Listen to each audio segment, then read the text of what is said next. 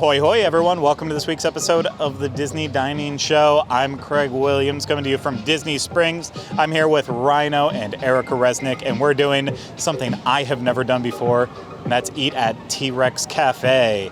And I honestly don't know why I haven't eaten here before. I think it's because it wasn't around when my family was vacationing as I was younger, and so it's always just been a little bit of a blind spot for me. I've never made it over here. So I'll share a little bit more, but first I want to share that this is brought to you by Dreams Unlimited Travel. If you like our content and you want to support us, book a vacation through Dreams Unlimited Travel. It costs you no extra money and you get the support of one of the excellent Dreams Unlimited Travel agents. So head over to dreamsunlimitedtravel.com today for a free, no obligation quote. Now, I am excited. I've been inside before and looked around, but I'm excited to see where we're sitting. I'm excited to take in the scenery. Hopefully we've got a cool dinosaur around us, but yeah, I'm not really expecting a lot, just because I know this is a restaurant for kids, not necessarily adults, but hopefully we can find something on the menu that adults will enjoy too. So let's head inside, take a bite out of this restaurant. Are we going to do it? You bet Jurassic we are. We are obviously inside of the T-Rex restaurant, if you can't see or hear that. But if you're not familiar with the setup of this, it's similar to how the Rainforest Cafe has different areas, but I'd say this one's a little more extreme because you've got sort of a fire pit area, you've got an underwater area, there's the prehistoric forest sort of area, and then we are seated in the Ice Age, ice cave. And the first thing I'm going to say about that is that it is very hard to see. I haven't been here in years. I think I came here once when I first started with the DIS, so it's been at least 8 years. I used to come when it first opened because I was I love dinosaurs. But being in this for just 5 minutes alone right now, it is just a nightmare.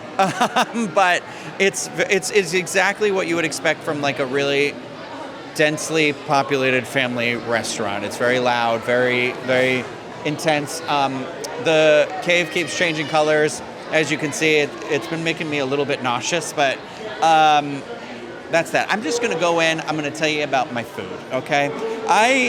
We didn't get any appetizers, so we're all just going to talk about our entrees because unfortunately, and Erica will talk about it, I'm sure, a little bit more, none of the appetizers really had any options for Erica. They all loaded with cheese, and we're also here a little early in the day, and it's 1,000 degrees outside. So we thought milk would be a bad decision today. But they're the usual. There's mozzarella sticks, cheesy skillet meatballs, caprese flatbread, chicken Alfredo flatbread, chili con queso.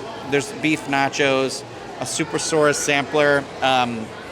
It all looked really intense. So we all just went with entrees. And for me, I tried something that I used to love here, which was the Paleozoic chicken sandwich. That is a crispy panko lemon chicken, pesto mayo, arugula, tomatoes, served in a sourdough bun. It is $22.49. It comes with a side of seasoned fries. Here's the thing, I'm reading this, what it comes with on the side here. Oh, that's the hamburgers. I was going to say it says lettuce, tomato, onion, and pickles skewered on the side. I did not get a pickle.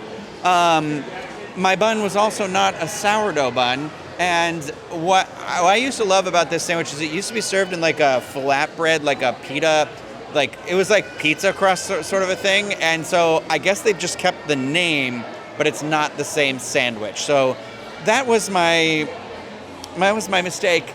I should have just read the whole menu and not gone what I would have wanted for. But I feel bad because lately on these videos I've been the negative one, but I absolutely hated this sandwich. I thought it was disgusting. I ate it because that's the human being I am. But when it says crispy panko lemon chicken, that was fine. I tried the chicken on the side by itself, and the chicken was fine, and it had a slight lemon flavor.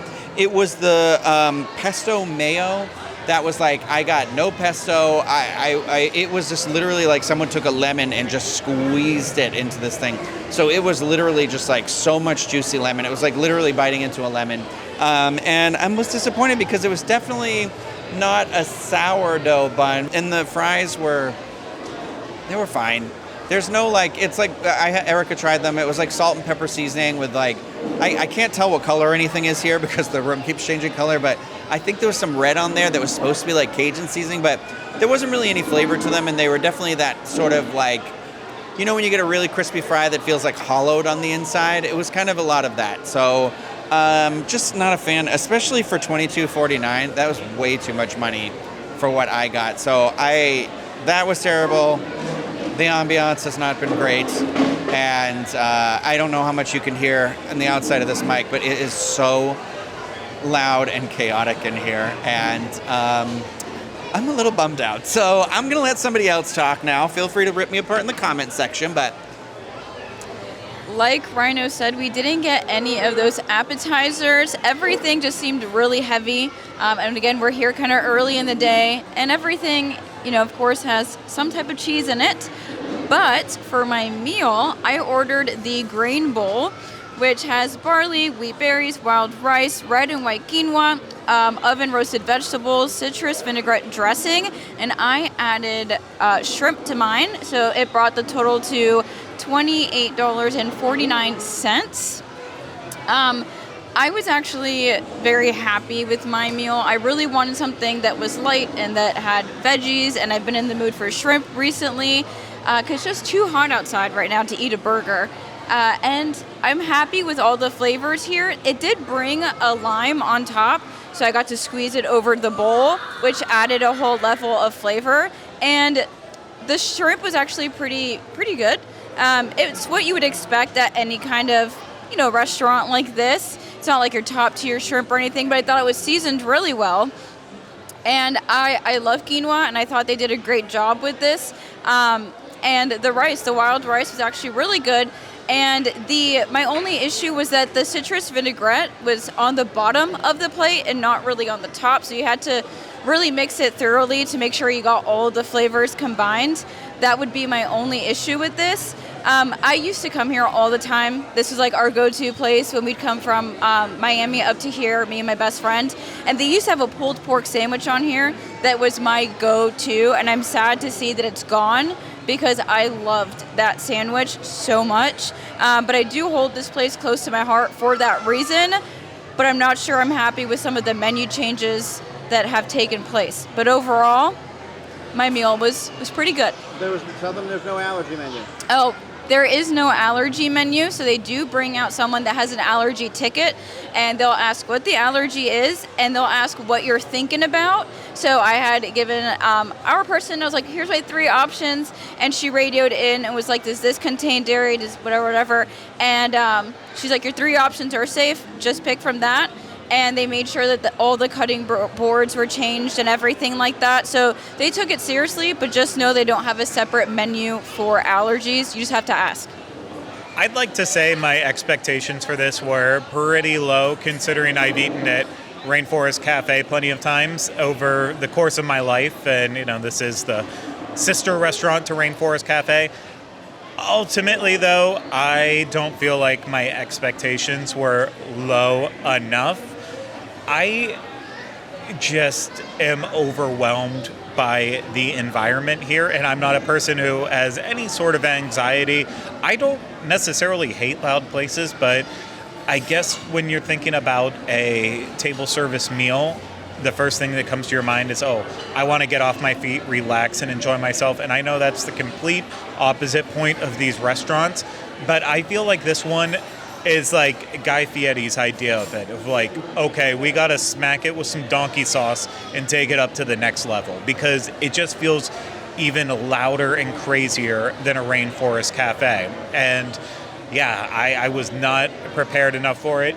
I love dinosaurs. I love it as much as anyone else. And I still just don't even really care for the interior here of it. It's like when you go on Dinosaur at Animal Kingdom and half the animatronics are broken, like that's what this feels like. It's just, there is some slight movement to it, but it's pretty much static for the most part. It's not very exciting in this level.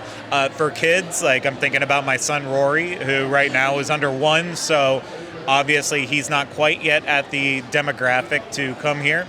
I'm sure one day I will have to bring him here plenty of times, and I will be absolutely miserable because of it, but I do see the appeal for kids. It is something else in that way, and so it's meant for them.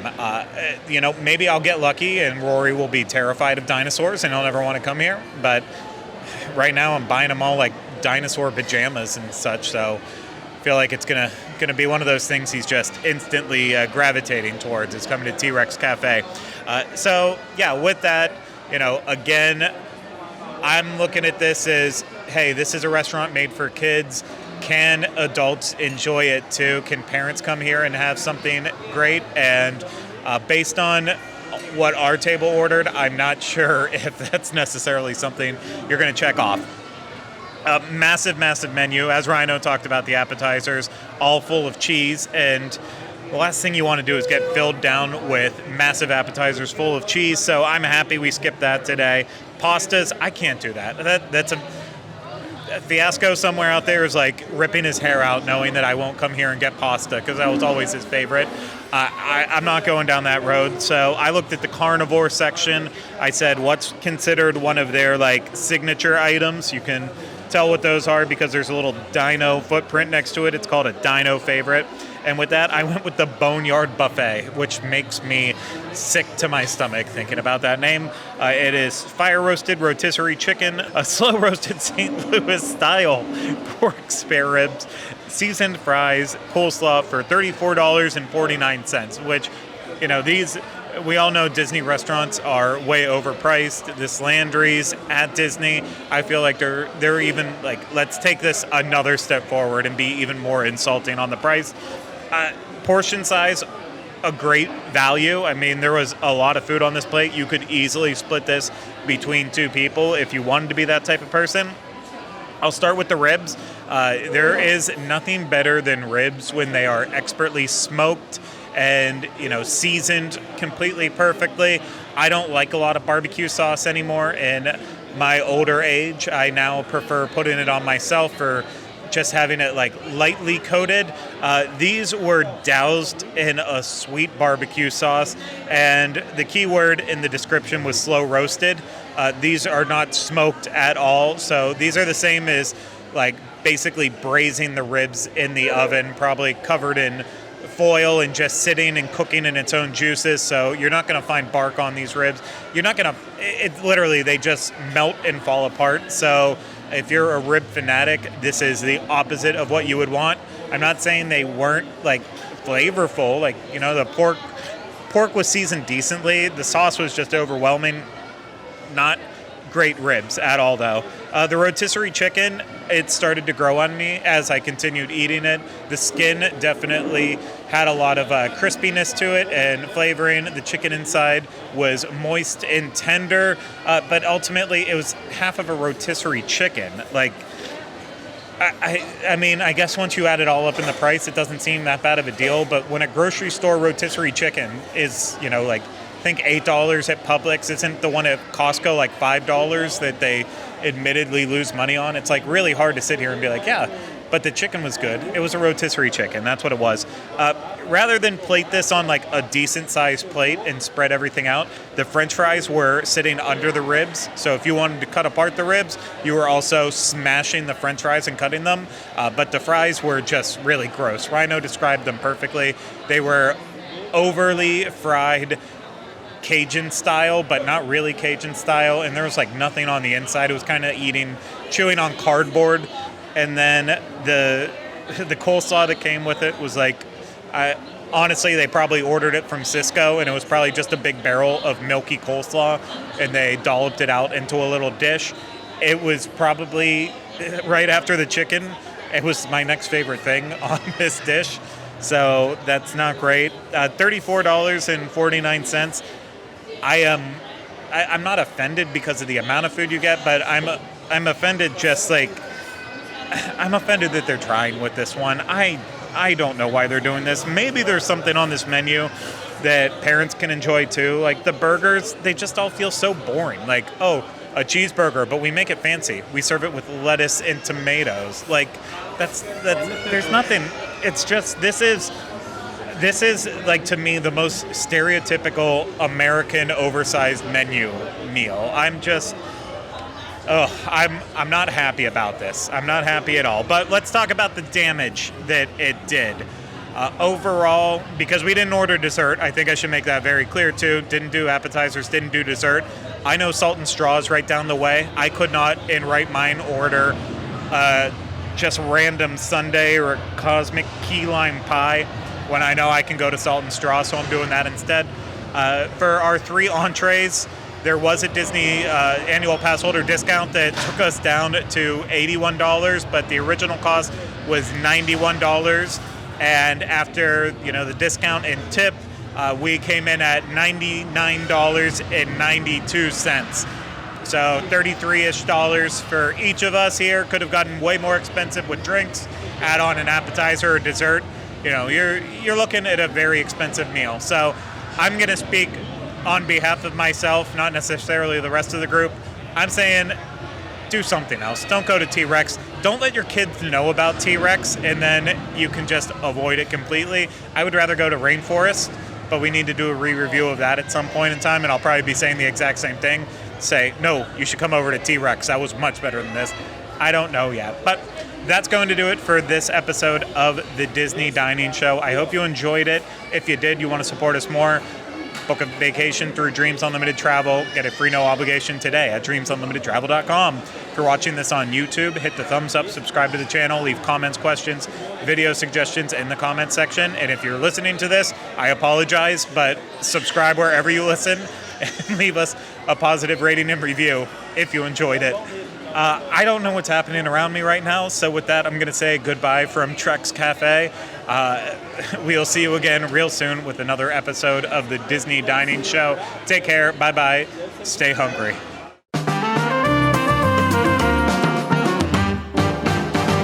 Yummy, yummy.